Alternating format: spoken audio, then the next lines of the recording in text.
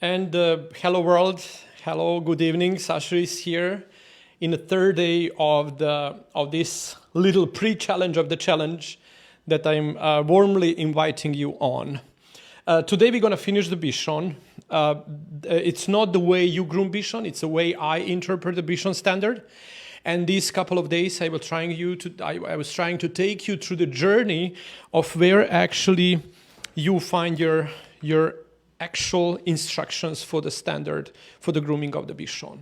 So it's not on the master class of someone. That's very important to understand. When you watch, it's not the way that you shouldn't attend master classes by watching other people how they are doing it, but always assume and always watch it from the perspective. It's their perception, it's their art, it's their vision, it's their style, it's their interpretation of the breed standard that holds them in a position of 1% successful. Oftentimes they're going to use words like, this is how you groom dog, this is how you do it, this is how they do it. This is how they do it, and this is how I'm doing it. And I'm giving you the tools here to understand that don't go ask someone how long the neck of the dog should be, or how long the dog, which kind of dog length of the body should be, and how tall the dog should be. Everything of that is written within the standard.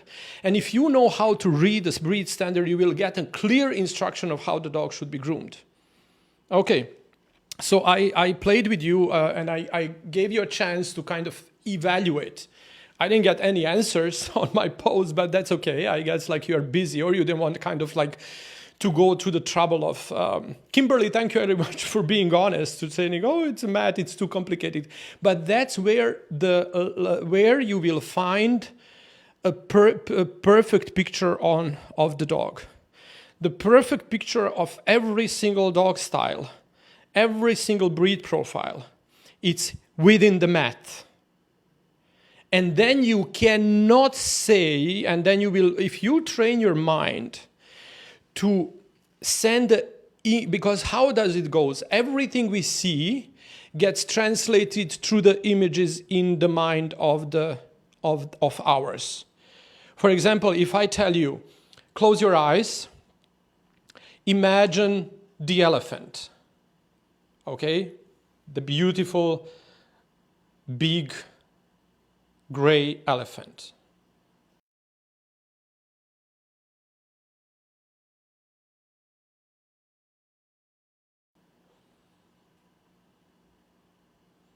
And now please imagine konya. How the kony is looking like. Can you imagine kony? Which pictures come up when I say imagine animal that's called kony? I know which animal to imagine. You just don't know the word I'm using to describe the animal I'm giving you a task to imagine. So there is no known picture that connects with the word that I'm pronouncing you as kony. Why? Because there is no creative force within your mind, and there is no way of you creating with anything known because you don't know what the kony is. You don't have a control center in your mind to translate word that your hearing is hearing when I say imagine animal named kony. So in order for you to imagine kony, I will need to teach you first something. I will need to teach you Serbian language. And I can translate kony. When I translate kony on English, and I'm telling you horse, you immediately have the brain cells that are controlling hearing of the word horse. However, you didn't have, previous this lesson, you didn't have a brain developed control center when captured by ears to translate word kony into a picture of the horse. That's the same way how these numbers work.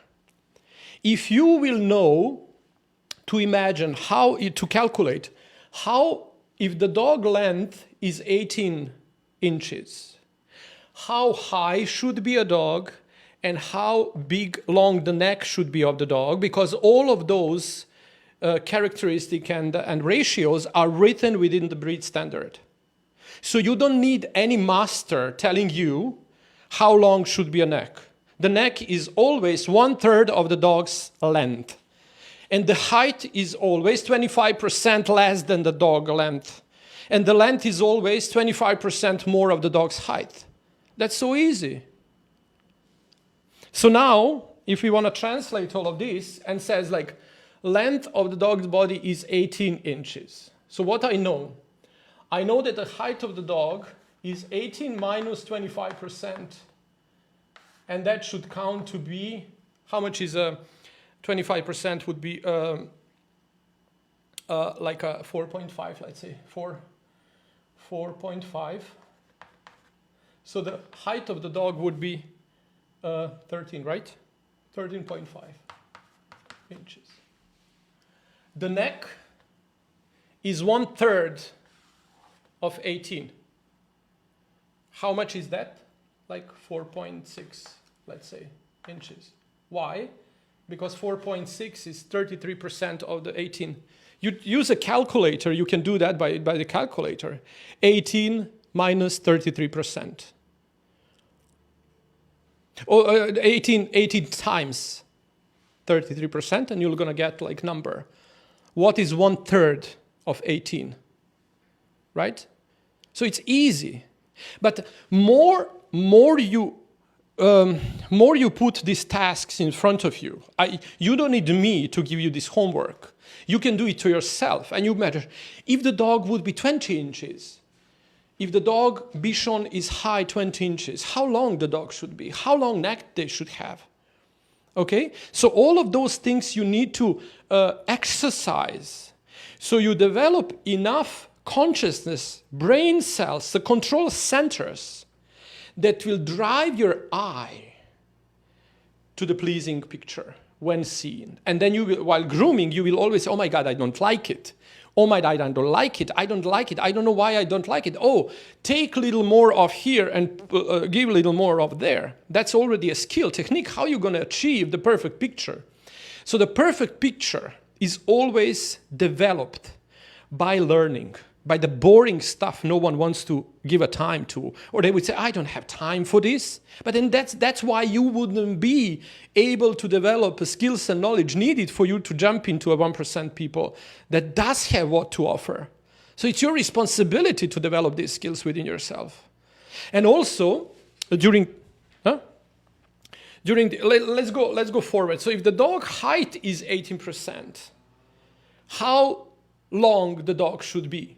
So what we go from here, so length is, it says, in the standard, it says, length of the dog body is 1/4, so 25%, 1/4, longer than the dog's height.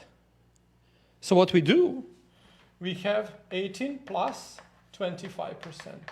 If we are calculating of length, we are taking off 25%. And if we are calculating a height, then we need more. So we are adding 25%, and we already know it's 4.2 inches, and that should be like 4.2, 18 would be like 22 point how much? 2, right? Approximately. So the next step, what we need to calculate, and here again, oh no, that's the length of the dog's body. It goes here, 22. And then we have a neck. Now we have a 22. And then what's 1/3 of 22? Now you can know that. How much is Ventrede? So it's 22 times 33%. Times 33. Or divided by 3. 22 divided by 3.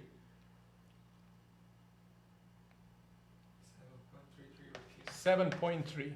So let's say 7.3. More you play with these numbers, more you will be able to learn better Bichon grooming. Because what you are developing by this is your brain, is your control center. And then why? Well, how two of this is connected? Yeah, because we see with our brain, and we cannot see something we don't know exists. As I told you, I can describe the coin or the horse as much as I wanted. Until I didn't tell you something you already know. You couldn't put the picture and the word together, because there was not a control center to the hearing. You can hear me. I said coin, but you don't know what to imagine. Same here. If someone would show you how to groom a Bichon, they are trying to take out what's in their mind and try to communicate that to you. It's impossible. Because they're developed, the control centers within their mind, with a precise one. Oftentimes the people are not aware of why they are doing things they are doing.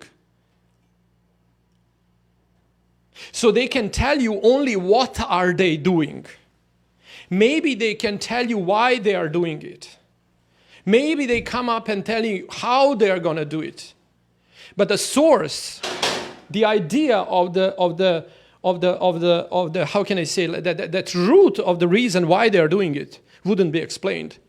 And this is why they are doing it. This is why the breeders are always the best groomers. That's why, the people, when you would see the people who are the best knowledgeable people that groom, and where do you go to learn how to groom the best possible, like a dog standard, according to the breed standard, you go to the breeder. And why the breeders know to groom the dogs so perfectly, even if they are holding scissors like this, with no techniques, no skills. I saw one of the Kerry breeders that I was going to see how they are grooming the dog and what's going on there, that I, kind of get to do some arsenal. She was holding her scissors like this. And I was thinking she's going to cut the dog any single second. But she was always making a perfect outline of the dog, even though, it's a Kerry blue, so it kind of like you have all of those waves and curls. It's not too much important to hold the scissors properly to make that velvety, beautiful line of the dog. And I said, how do you use these scissoring techniques and skills in order to develop such a beautiful? Because she has it in her brain, imprinted, by living the breed inside out. But the same inside out living the breed is also developed within these 2 pages, because on these 2 pages it's explained how the dog should be looking like. And the last one, the catchy one, I said, if the depth of the chest is 7 inches, you need to come up with a neck. So now you need to be creative. How can I come up with, if the depth of the chest is 7 inches, how long is the neck? How do I connect those two? So now a little longer thinking process you need. So more thinking you put in a breed, better picture of the breed you're gonna develop on the screen of your mind. And then what you need is a skill, how to hold scissors, but they are not of the crucial importance. Because if you really know what you are going after in your mind, in your brain, then you're going to really be able to make it one way or the other with the chunkers, with these scissors, with that scissors, with cheap scissors, with expensive scissors, with only the clippers, whatever you use, you know what you are going after. And that's not a picture of someone. You remember the story I was telling you about yesterday about Bouvier de Flandre, that I had a privilege and chance to groom on my seminar I had in France. Because my teacher in my school in Budapest, she was a breeder of the Kerry Blue Terriers. And she was instrumental. She was so great at breeding Kerry Blue Terriers. She was instrumental in developing a grooming standard for the Black Russian Terrier.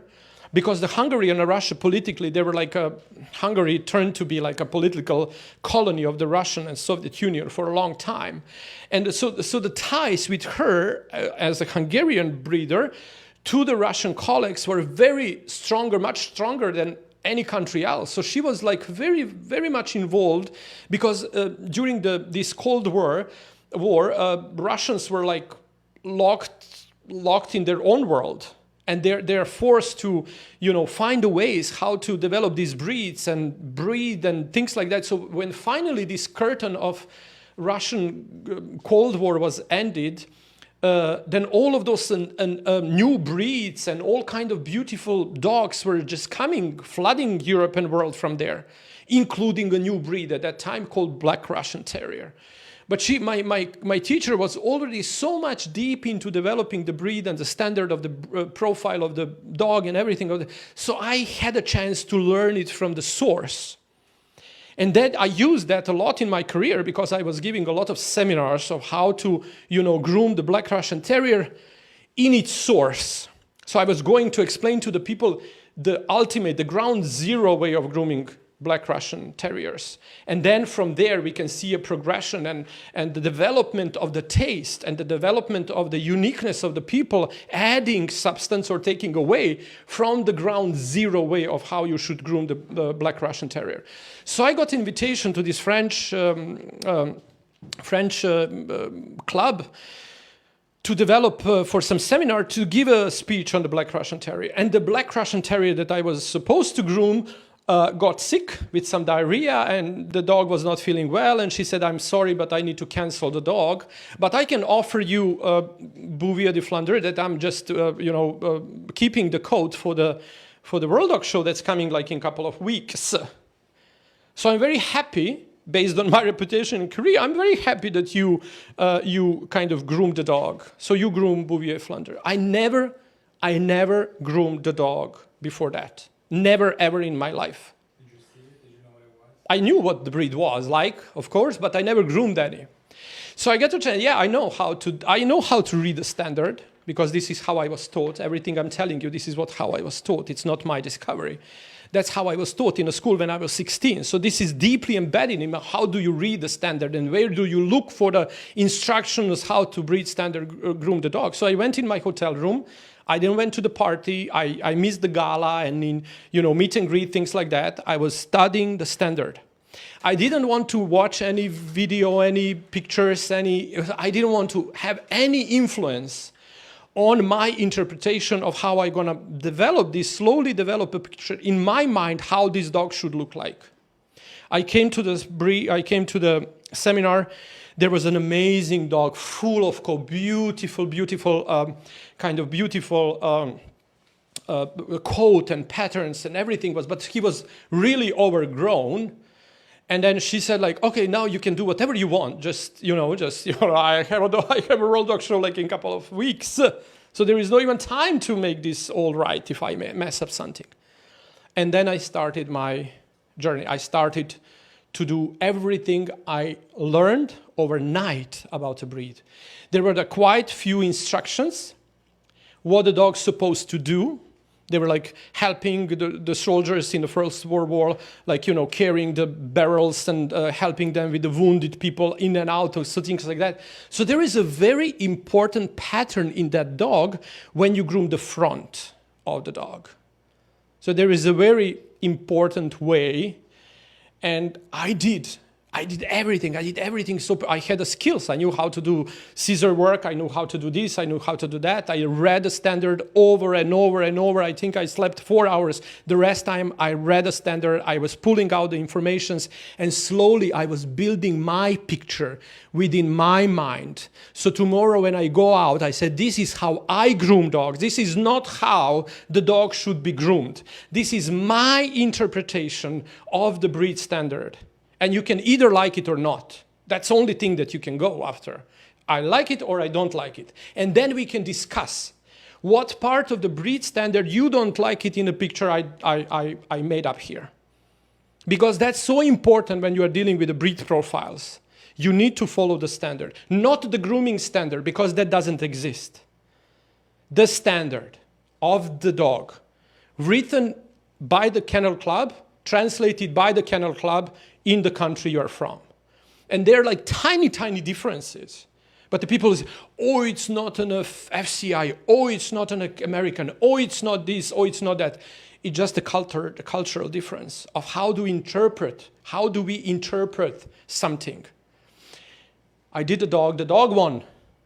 But the girl came back to me and she said, the only thing I didn't want you to mess up with would be the front.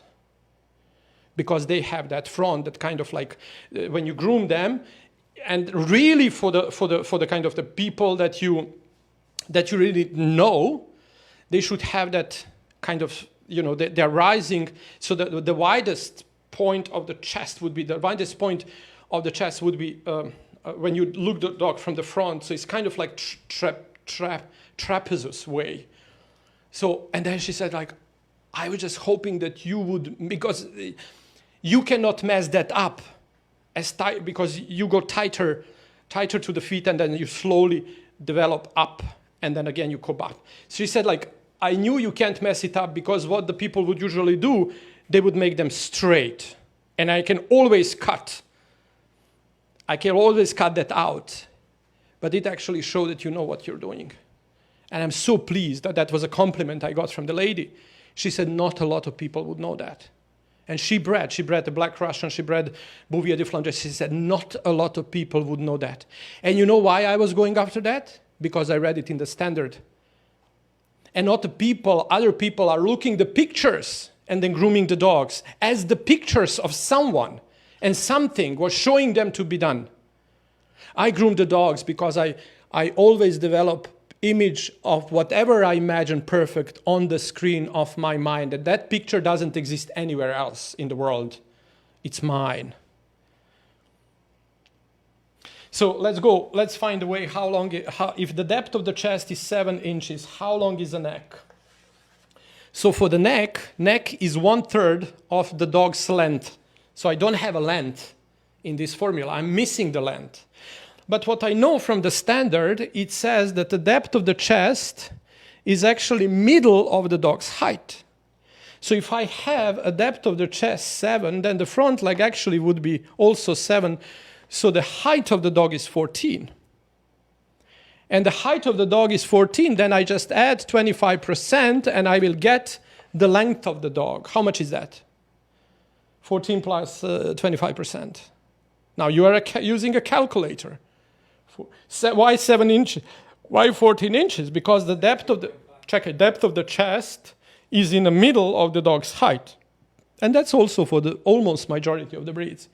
So we have 14, 7 and 7, 14. 14 plus 25% is how much? 17.5 divided by 3. 5.8, so 6 inches. So if the depth of the chest is 7 inches, the answer to how long is the neck would be 5.8 or actually 6. So more of these you ask yourself by yourself, you will be able to dive into your perfect picture of interpretation of the breed standard.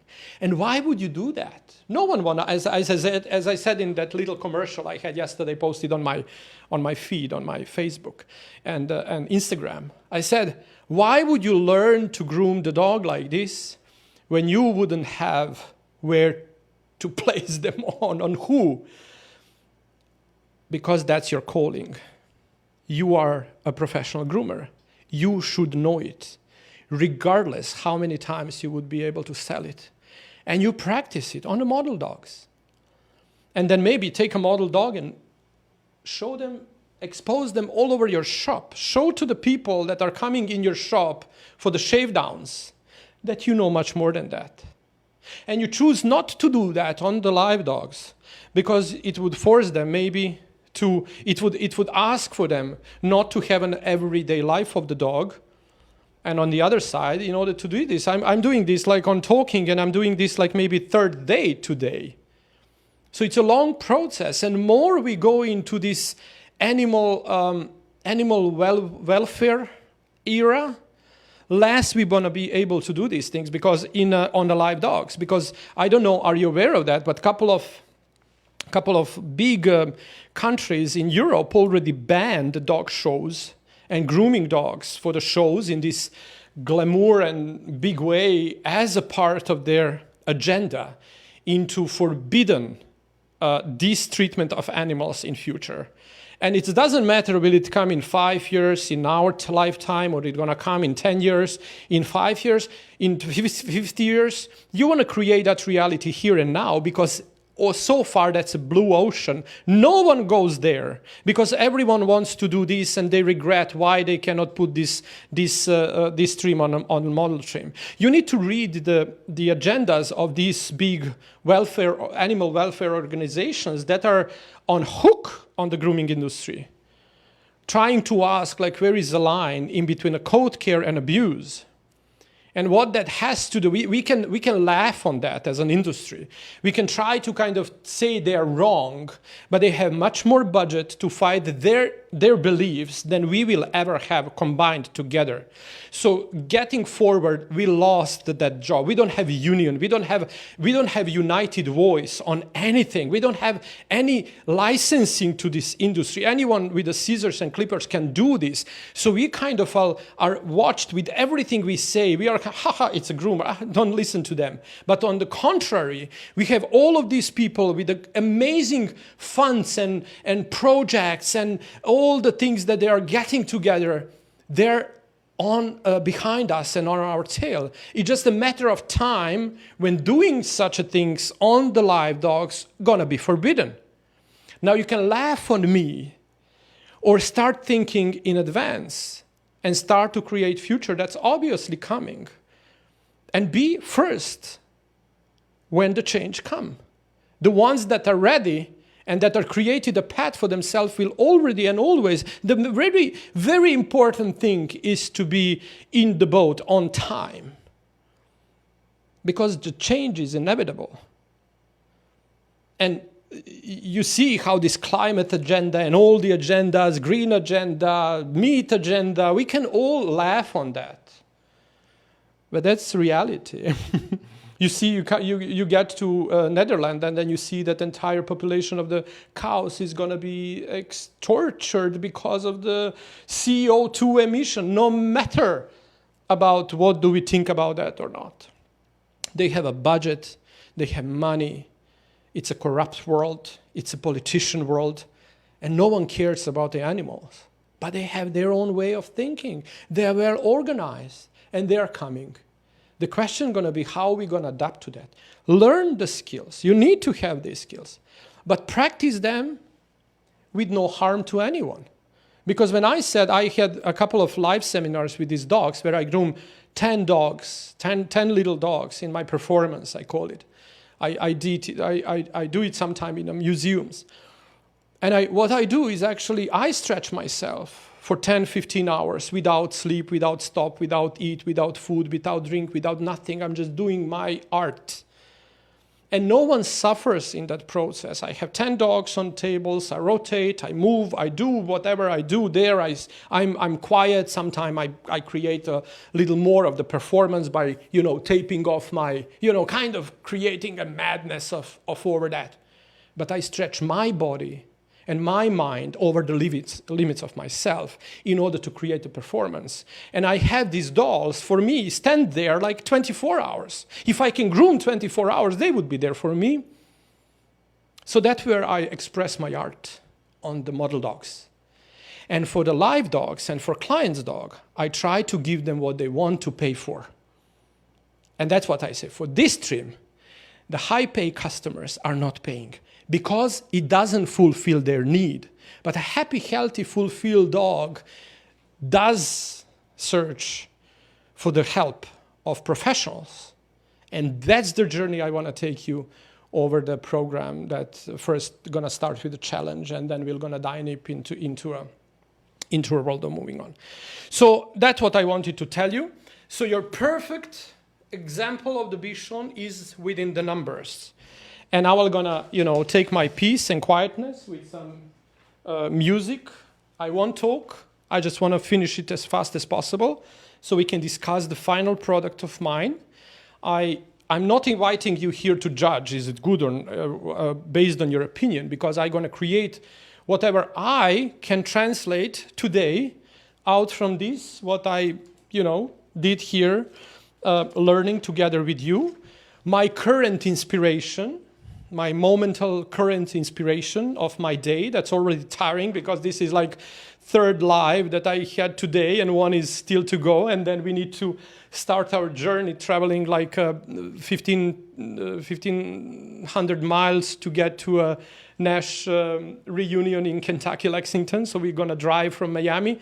So it's a long journey ahead of me. So I don't care, literally.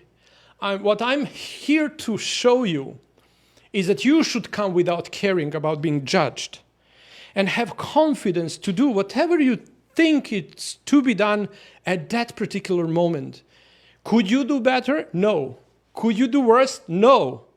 That's the fulfillment of the day. And when you learn yourself to enjoy the best possible expression of you in the moment, because artist is present in the moment, and no judgment can make this art of mine today better or worse than I'm gonna take it to. It all depends on inspiration, on your heart, on your preparation. And when all of that is put together and out, it becomes respectful. And then you can have an opinion of that as my visitor now, like looking the art, and you say, I don't like this picture, or I do like this picture. And regardless that, I did create it, fulfilled art from within. I guess that would be the point. Now I wouldn't need this one, but I can still have it here. It wouldn't affect me. Now you just lay back, take popcorn. If you don't like our music, just how can I say, like hit the music on your computer and just enjoy whatever you, or don't. Kind of, I'll do my little piece of the art here, and then we can discuss it once I'm done. Thanks.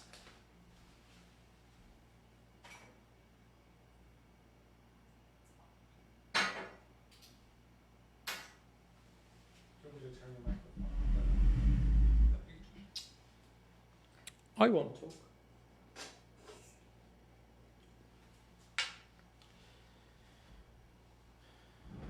So we'll have another camera too. So I guess like Vedran is doing two things. It's kind of like you're gonna be. Hey, oh, it's one camera. Okay, just now we're gonna. Thank you so much for doing this.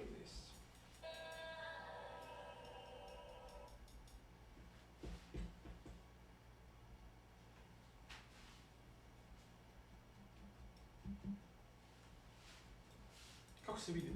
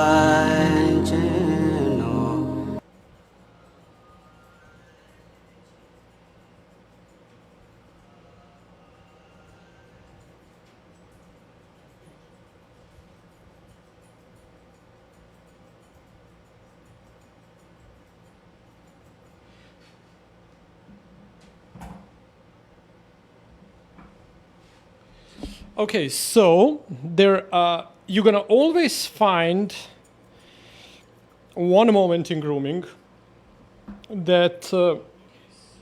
So the very important moment in grooming is also to know when to stop. That's the most important thing because, and in which settings, because oftentimes we tend to make a picture, and then with every single movement, the picture just disappears. So there is always to understand that the circumstances you are in, at I'm now in this my artistic performance with the meditation music and with this little doggy and things like that. The very important thing is that the shape I wanted to achieve here is one that I have now. Maybe here and there I would be able to make it a little more perfect. What I would still... Yeah. Is it good? I should push the dog a little forward too. Is it good?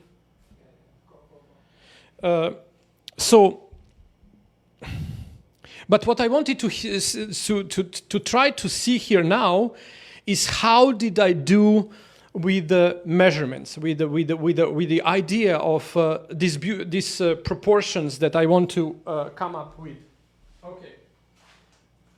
So let's check. My length of the dog's body at this point would be like, let's say, 14. 14. The height of the dog's body. Let's see where I have a height. So it's here almost. Just a second. Oh, I'm sorry, it's far away. It's not 14. It's 12, 15. 12, 15. The height of the dog, it's 10. Front leg, 5. Depth of the chest, 5. And the next from occiput till the base of the neck would be 6.5. 6.5, 12, and 10. So if the dog's height is 10, plus 25% is almost as came to be, 12.5.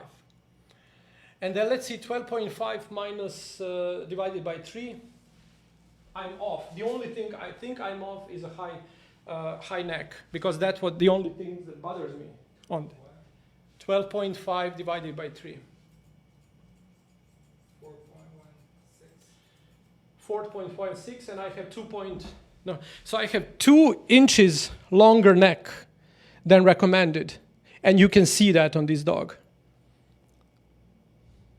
That doesn't blend the picture.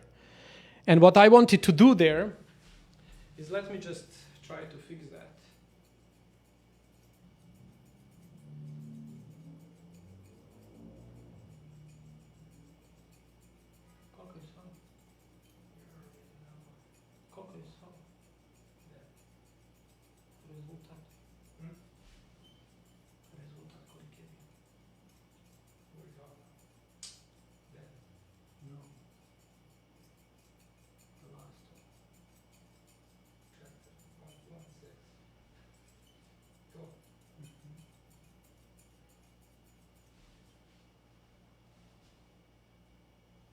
Okay, now it's a little better.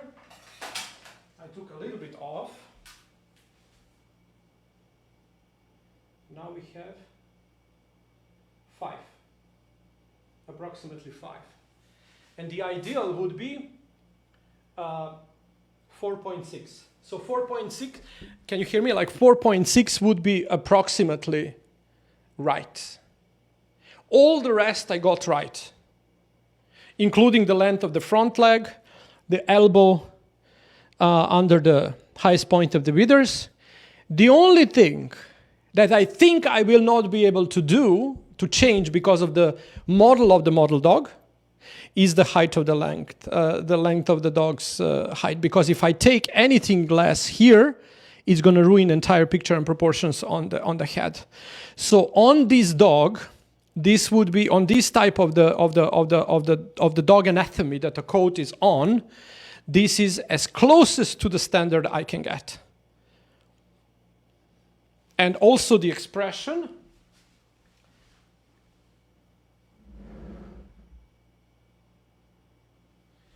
You see, it's not an angry looking little doggy.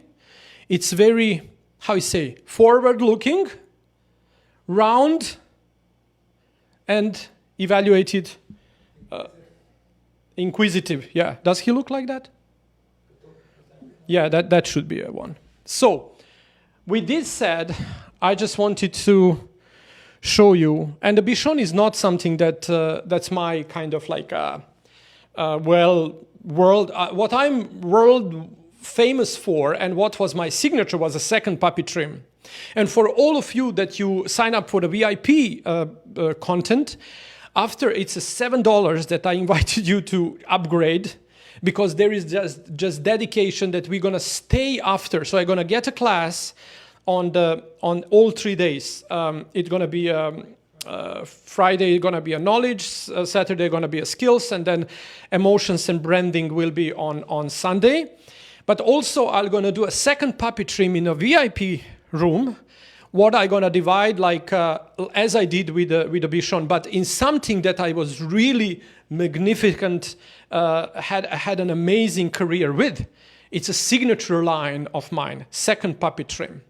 So I wanted you, okay, I'm gonna share with ones that wanna get like these extra doings over the day, and we set the price for $7 VIP class after that. So it's gonna be, so let's say how long gonna be a class normally? 1 hour, right? From noon to 1, and then the total from 2 to 3. So for noon to 1, they're gonna be that one class, and then we're gonna have a VIP ongoing class for the other class for another hour. So for that another hour, that's going to be talking specifically about a second poodle trim that was also on a model dog, and I'm going to do that from the Nash Academy. I'm actually driving tonight for the reunion there to meet my wonderful Vivian Nash and John Nash. I won't meet John, but the memories of John for sure. Because the John Nash and Vivian were first one to invite me to the States after Shirley Carlston recommended me after I won my bronze on the Oster Tournament of Champions, 2012. And after that, 2007, I'm sorry. And after that, my career actually skyrocketed. After then John Nash and Vivian introduced me to the Barclay, and then Sally invited me to the shows over and over and over, and that what actually was ground foundation for my job. So I kind of like go to pay the tribute to the Nash longevity on the market and for everything they're doing, and I'm gonna live stream entire challenge from there, including grooming these wonderful model dogs for Korea that has an amazing top knots, and I'm gonna be able to really do and dive in deep into artistic way. I'm gonna share on the first 2 days a little bit, as I shared today with the Bichon. We're gonna go to the poodle as well, and I'm gonna do it in 3 days. First day, I'm gonna do a setup, the top knot setup, together with the overall shape. Day 2, I'm gonna do a legs, front legs and back legs. And day 3 are gonna do a lion and finish, because that dog is in a humongous coat, and I'm gonna go from like a bubble into a real poodle. So from Friday till Sunday, I'm gonna do a piece by piece. First, I'm gonna do dog gonna be shaved, and I'm gonna explain you the shavings of the face and everything of that. And then I'm gonna do the top knot setup and overall pattern setting for the second puppy trim, and then day 2, I'm gonna do back leg angulation and a front leg. And then the day 3, I'm gonna do a lion together with a finish. I hope you enjoy this journey with this Bichon from scratch till finish. And probably there is, it don't take you too much to get to these numbers if you really know what you are looking for. And you was quite seeing that I didn't measure anything rather than achieving it afterwards, just because those numbers were already embedded in my mind. And you can see, you can tell that based on the entire dog's body and composition, the length of the dog's, the height of the dog's leg, height of the dog's neck is slightly longer. And you can see, once I point that to this picture, you might see, oh, it's too long to this picture. And it is. But that maybe when you are kind of putting on it, and it's only for a half an inch around, right? But it's giving, it takes a lot. But that's what might kind of bring that extra flair that the people might be impressed with. Because you always need to kind of calibrate. Was I able to make this dog appear a little longer? Because the length of the dog's body is connected with the neck. So if the dog would be a little longer, then the neck would appear shorter. That's true. Because if you have longer than 14 inches or 12.2 inches, 12.15 inches, 12.5 inches, if you have it a little longer, then you're going to get more of, how can I say, a length of the neck can be longer.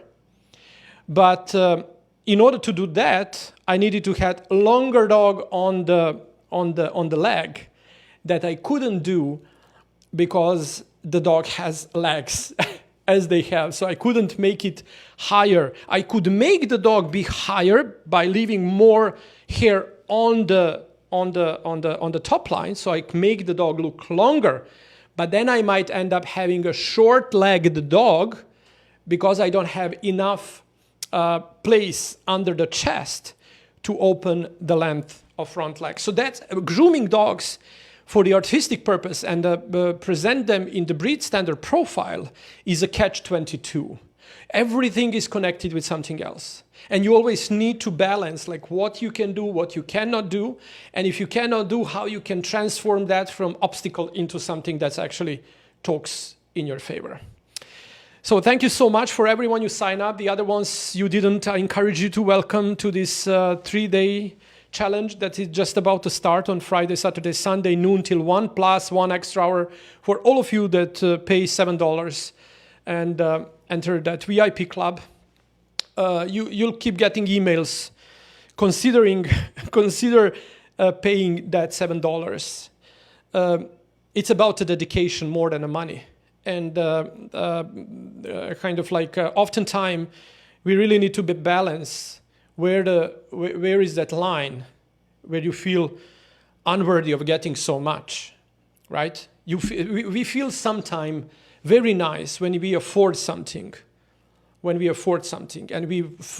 I want you to feel valued, respected by paying for extra in order to feel seen and for your work to be valued in that exchange of energy, in that little amount of the money compared to. And then we're going to open the possibilities that can unfold after that challenge, moving on and forward. So with that said, I thank you for being with me over these 3 days. Like every day I try to stay somehow on top. And I'm looking forward, chit-chatting with you. I'm going to post a video, maybe some pictures or some thoughts and thinkings. But I really look forward diving in to a 3-day challenge starting on Friday till Sunday. Thank you so much. Have a wonderful evening. God bless you. Wish me safe drive to Lexington, Kentucky from Miami. And I see you from there. Bye.